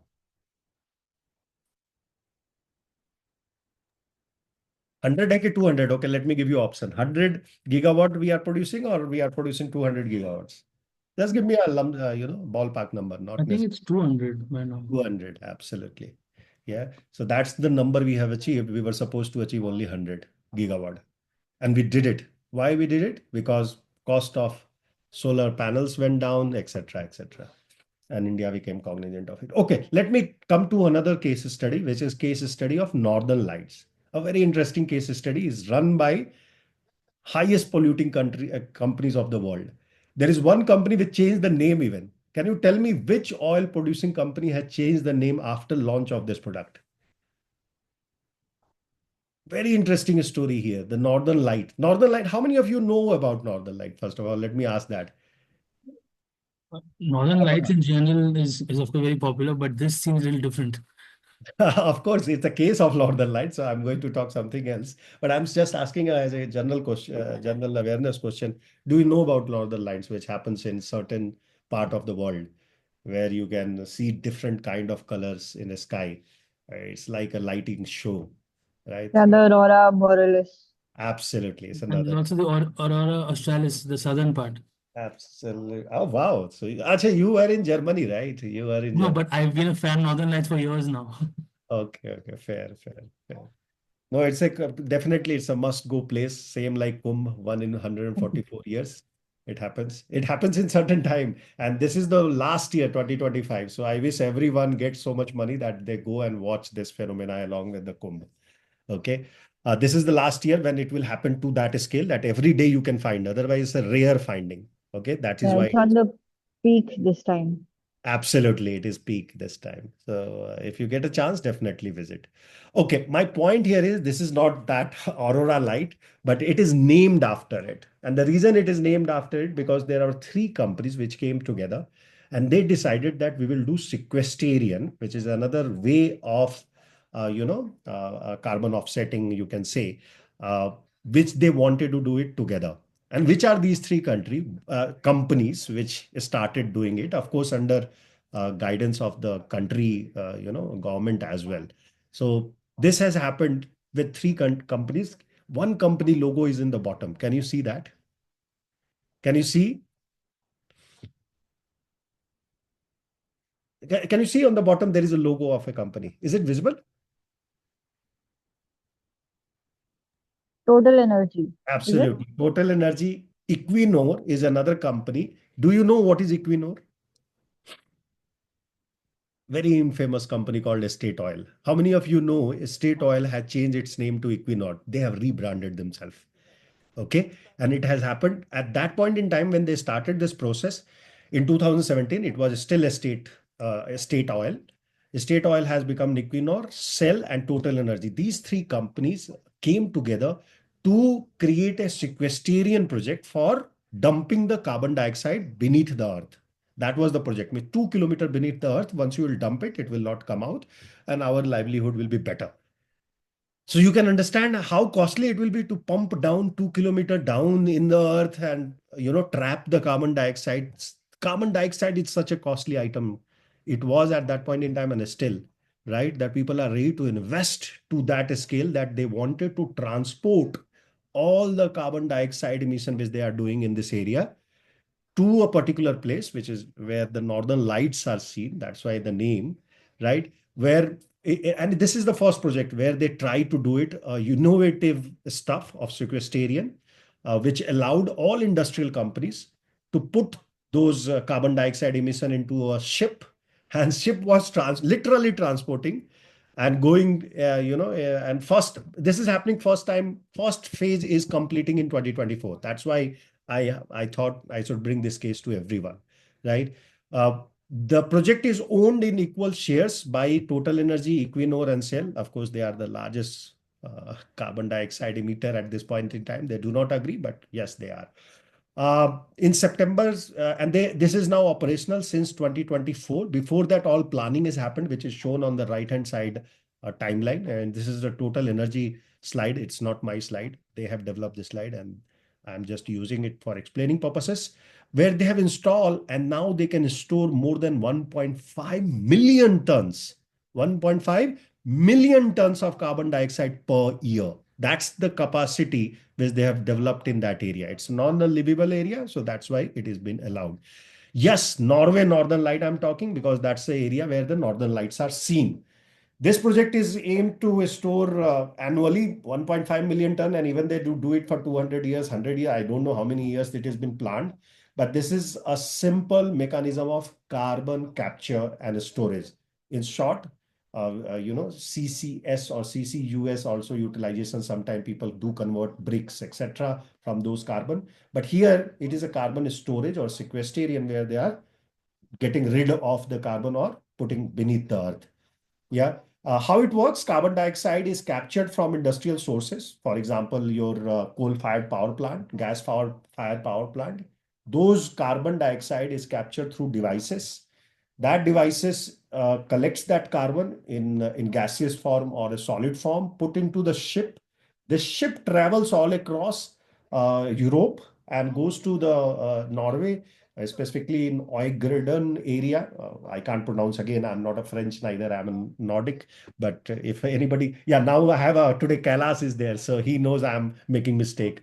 Yeah, Øygarden, right? Or like Ostrid. Ostrid is a wind farm company. Same O with a cross O. Or even Anshika, you have some idea, right? That's all the Nordic languages. That's I don't know how to pronounce those. Okay, okay. So it's not French. I'm more about Germany, France, and like so. Okay, okay. Yeah, it is a Nordic where the O is crossed. Yeah, of course. Yeah. So I have not come across. I know about the accents and the topi. So Okay. and then these two dots. But All are Roman to me. Anyway, so Oil Garden is the area where they are pumping it through the pipeline in sub-sea level structure. So it's not on land, it is in the sea area. And it is a geological formation for permanent operation, permanent storage. And this concept has come from the fracking. If you know, in oil and gas, there is a fracking phenomena where they extract trapped gases. Even though you can vertically you can't find them, horizontally you can. The drill baby drill concept is coming from that area. Okay, so like the way you take out the trapped gases and oil from different formation, same way you can push the carbon inside, and that's a similar concept which is now helping us to get rid of carbon dioxide. Yeah. What is included? Of course, transportation is included, which includes a pipeline and a ship for transportation of carbon dioxide. Storage is happening at that geological formation. They are just pumping in it and closing those ducts. The project include a reservoir in the northern, North Sea for this storing purposes, and receiving terminal is also available there in Orgaden area. Of course, these companies are getting the benefit of it. They are getting the carbon credit, whatever they are investing with. And this has already started. So in their balance sheet, now you will start seeing those numbers flowing in. Same like Tesla. How many of you know Tesla 40% income come from totally not from their regular business? Through carbon credit, they earn 30 to 40% of their income every quarter, in excess of 500 to 600 million dollars. In a year, 1.2 billion dollar they earn just by selling carbon credit or each of the car which you buy. Okay, so this plan is definitely also is planning to increase from 1.5 million metric ton to 5 million metric ton per year capacity. Yeah, they are going very aggressively at this point because much more economical for them than buying from India or Pakistan or from third world country. Yeah, where the prices is going to go up after Article 6 being implemented in October. So October is a month where you will see massive change in the carbon pricing too. Means this is my expectation. If it comes down, if the demand supply gets equated, I'm happy if it comes down. But definitely it will go to a threshold, which is European threshold of $50 to $80. Okay, so tailoring solution for energy transition and transformation is critical. So each industry has its own peculiar aspect, and I have tried to brought in all the case study, but in the consideration of time, I will go a little faster. Let me explain. For power generation, you need to consider 100% renewable energy by mid-century. That's the target everybody is setting. Yeah, specifically for power generation. Uruguay is another example there, which generates now 98% of their electricity through renewable hydropower, wind and solar. So combination of this, a country has near to reaching their 100% possibility. And that's why we are confident even other country can do with all the differences they have, as long as they are able to attract money through United Nations, Asian Development Bank, etc., which we tried every time, right? We are trying, India has protested in COP29 about the fund which got created. And even L&D fund, loss and damage fund, is also very small amount. Yeah. So these are the cases for power generation. For transportation, of course, accelerating towards EV adoption will be the first step. Developing hydrogen fuel cells will be the second for heavy transport, because heavy transport on battery is a difficult task. People have tried to achieve, even Tesla has created something like that. But it requires a battery, right? Again, it requires a battery, and that too massive battery requirement, which creates additional pressure on the carbon dioxide emission. Norway has led this. 80% of their vehicle on the road in 2022 itself was, coming from the electric vehicle sales side. So electric vehicle sale has reached to 80% of their total vehicle sales. And that's a very good news. So they have put a lot of restrictions and requirements there. Third example is industry. So manufacturing, switching to low carbon fuels, right, will help you there, like green hydrogen. Instead of using diesel and petrol, go to green hydrogen.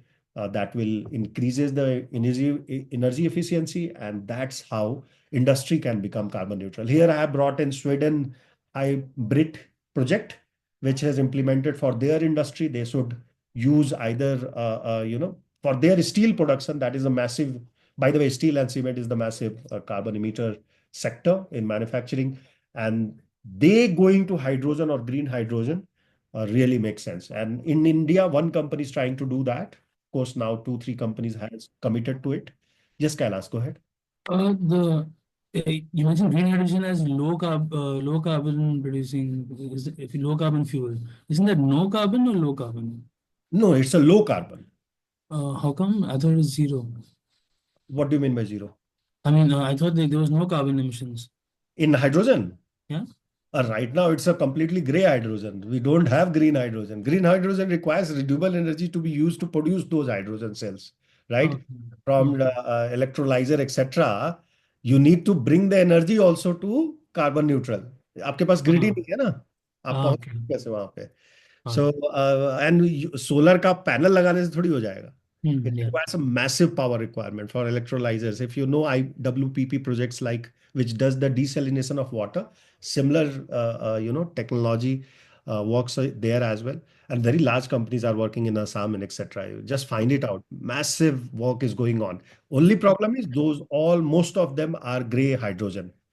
Yeah. So that is also So welcomed. this low carbon is basically about the entire production and that way. So it's not just Low about carbon is absolutely green.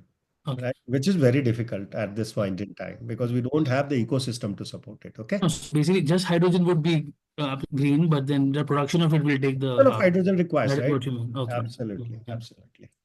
Okay. So let's go to the last part. Okay. Okay. Okay. So last part is biodiversity. Okay. Uh, shall we take it today or shall we take it some question answers? We have already reached 9, right? We will start tomorrow. Can we meet little early tomorrow? Is it possible? Tomorrow is Monday. Can we start at 6 o'clock tomorrow? Because I have pending stuff and also I want you to do the presentations. Otherwise, I don't know who has learned what. Can we start at 6 o'clock tomorrow? How many of you can make it at 6? Anyway, recording will be made available, but at least we will have the question answer session done, and we have the discussion which is happening in between the class. We will try to avoid that by coming little early. Okay, Ravi is fine with that. Jayendra, Jayendra is also fine with that. I Wonderful. have my office. I'm in UK right now, so I have my office. So anyway, just 7 to 9 or 6 to 8 would be office timings for me. Okay. So But anyway, if it's recording will be six made. to eight, yeah, I can attend during the lunch break. So six In evening, is you a are little saying reasonable. you have evening lunch break. No, so I'm in UK right now. Oh, okay. Uh, So for you, it so becomes that timing, yeah. So fair. 6 suits me better. Okay, Anshika, no worries. So 6 we will start. It will go up to 9 o'clock. Okay. But what we will do, we will put it online. So you can attempt it in your free time. And it will give you 3 to 4 hours. What we will do, 6 o'clock we will start. If most of you agree, means of course I don't want only one person coming there. Jayendra, Ravi, Manjusa has left. Okay.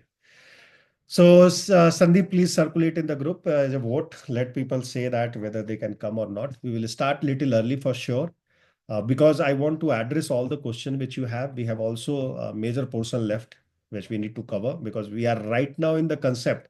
Now I have to build a ESG integration, right, on the based on this biodiversity, energy transition. All this I will take you towards the investing, that how investing works, and then we will close it, and then we will have exam. There will be presentation tomorrow. So again, we will take it whenever whoever will come, what time. So do present your case, specifically on either on Denmark or on Apple. Either of these two cases. What is your finding? What you understand? We'll send you a set of a line of questioning, 5-minute discussion. That's what you need to do. You can use slide or you can do it without slide. Fair? With that, let's not go into it. I wanted to cover, but one, it will be too much of overload. And this topic is little sensitive. Why? Because we will start with biodiversity and then I will link it to the financial. That the new area of biodiversity in ESG is bringing a lot of opportunity for investing as well. So we want to consider that, but let me start tomorrow. Okay? Because this is the missing link, I believe, for us to achieve ESG investing better and faster. With that, we come to end of the session. If you have any question, happy to answer that. I've already shared both the cases in the chat box. Sandeep, please post it in group as well. Yeah. Just read it, make your own point of view either through slide or just by verbal. Everybody will get 5 minutes to explain their stuff, and this is a required part of certification. Okay, I can't issue certification without you submit two of the project. One is the presentation on one of the cases and 60 minutes of question answer, multiple choice question. So you can attempt it in any free time which you have. But ideally, I will prefer that you do it in the class, live class itself. Okay. Any question? Kailash, Jayendra, MS Ravi. So how was the session? Let's have a feedback session. If there is no question, then let's have a feedback. Quick. Ravi, what do you think about today's session? How did we do? So I would say like the three P's that we were discussing. So I would say today's session was a 3 yes. So I'll say yes, super, super, super. Oh, wow, that's good. Location. Very good. Thank you. Okay. And any area of improvement you see we could have done better? Like Anchika yesterday said, a lot of cases study. So brought for her too many cases study. It was too much or it was okay? No, I think it is fine because we need to understand. I meant case studies are better. It makes it easier to understand with case studies. Indeed. But was it too much? That's what I'm asking. Is today's session was okay, not okay? No, it was okay. It was good. Okay, perfect. Uh, Nitika, how is your preparation going on? 13th, right? Sir, Namaste. Sir, Namaste. Namaste. Preparation is going all good, and I think majorly due to that reason only I joined a little late. I'm curious what I actually missed out. I joined around 7:45. Okay. And apart from that, sir, I do have a question as well. Oh, go ahead. If you have a question, we like it. So while talking about carbon credits, carbon market, so isn't it look like that carbon credit is majorly a license for the company to do more carbon emissions? Oh, very good. Oh, very good. That's another debate. Jayendra will love to come into now. Jayendra, what do you think? I mean, I in my college classes we had like 5 or 6 classes where we just discussed, carbon taxes and carbon pricing, and why, just buying off credits is just a way to, keep doing what you're doing and just not actively contributing or changing anything in a business, right? So she's correct in that sense. A lot of companies do misuse it, but in the essence, it was and it is a plan, which is based on changes, good changes. But as it is with everything, there are people or companies who misuse these things. So the tendency is a bit higher in this area. At least that has been something which I've experienced and studied in my classes. But it is a gray area, at least for me as of now. We will see how it goes. I wanted to ask you a question. Yeah, Kailash. In Kailash, first you answer Nitika's question. She is appearing for IIM exam. This question can come, definitely. Oh no, Kailash. I feel the same. I mean, it's just like people are just using this carbon credits and just doing what they want. I mean, rather than just as I, even we discussed even in the last time the course we did, that I think the best option is to reduce the consumption and just not even go to that level where you have to buy carbon credits. I think carbon credits is mostly used for places where you cannot avoid the production or with the carbon emission that there's especially for products or services which are very necessary, right? So that way it makes sense. But most of the time people are just misusing this, and the point is because it's expensive, and so then they're passing on the cost to us itself. So we are paying all the more. So it's a vicious cycle. So I don't like it either. I mean I think it's a But dark. don't you think it kind of encourages companies to go, contribute towards renewable stuff so that they can generate more carbon credits? And also, there is this case study. It's upon the Red Plus credits. Uh, they they sold those credits in the market, the Red Plus credits, and then they actually catered the entire community with it. So, I mean, it could go both ways, not just one way. Good, good. Somebody has a different opinion. Okay, so let me put a middle ground here. Well, actually, my question first, once again. No, you mentioned about Tesla, right? Makes money out of the carbon credits. Is it because it's producing EVs, these electric vehicles? Also, but then if a person buys one of the cars or maybe two cars, then can that person trade in carbon No, credits? he can't. Individually, he can't, right? As a corporate, you are No. allowed to get a credit. Okay, so he's just making the cars and selling the cars again, but he's still taking the Absolutely. credits. Because they are the initiator. That's why people are saying that oil and gas companies are initiator of oil and gas. They should be penalized. But they have such a large lobby in COP28 when it happened in Dubai. Mhm. There was the first time the lobbyists were much more higher than the actual brainstormers there, right? Okay. Government representatives. So it's a politics. Okay. Now let's not go there. Let's try to answer Nitika's valid question. And question is it a license to do a crime, right? Are we making Dawood Ibrahim legal in the course of ecosystem?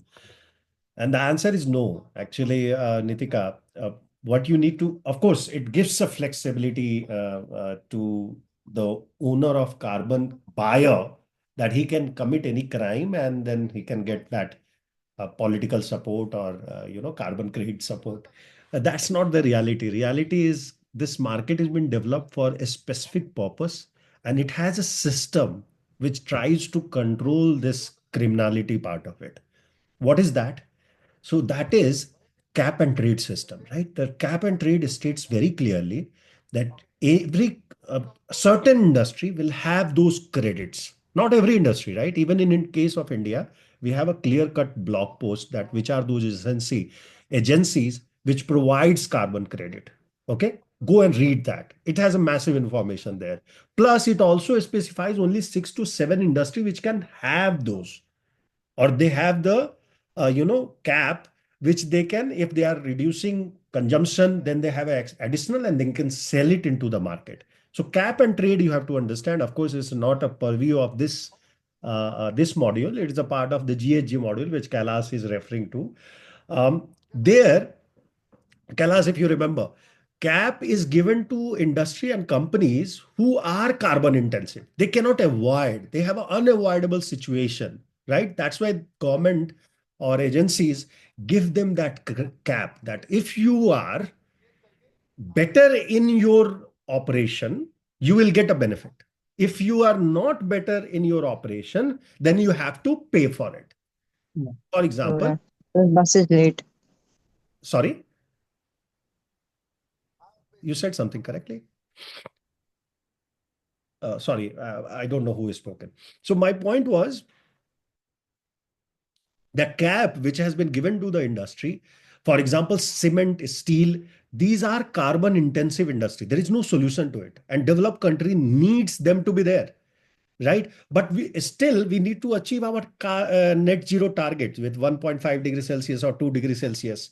In that case, country or internationally, forum has decided through ITMO, and countries with their NDC targets take a cap target to this industry and give it to them.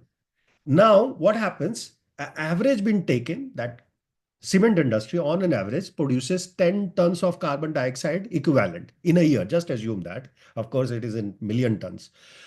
10 tons. That 10 ton average is government takes it and give it as an allowance to the all industry player, irrespective of which side of carbon dioxide emitter they are.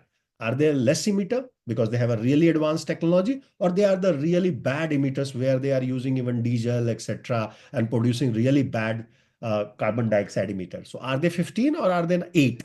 If they are 8, they have advantage to sell that too. I'm just giving you example. There is another example, REC1, okay, where it will become confusing. So I'm not going there. And you are not a student of greenhouse gas emission, that how that works out. So I'm just giving a simple example here. If I'm using only 8, I have a privilege, which is my license, you can say, to sell into market 2 extra tons of carbon dioxide equivalent. And the company which is mismanaged, disturbing the as a pollutant, and he is producing 15, can take 2 from me and get only carbon tax on behalf of 3. Are you with me? So he's not getting license. Actually, he is getting penalized because he has to pay $50 minimum of, in India, it's very small, $15 to $25. But on an average, $50 to $80 per ton of carbon he has to pay to me. And in million, then you can understand how much he's paying. Yeah, as a penalty, which is also called as carbon tax. Now, and still, even though he buys it, still there will be some portion where he's struggling. That is point number 1, Nitika. The point number 2, which I am referring to, is this is not a stable process. Government doesn't say that you keep this 2 credit extra every year. He also has a pressure. Next year, this 10 will become 9. And this 9 will go to 8. It will go to 0 at some point in time when country is planning for net zero. Are you with me? And that is why, even though it looks like a license, but the intention is to make it better. Okay, that's what the point is. Hope I have made it very clear.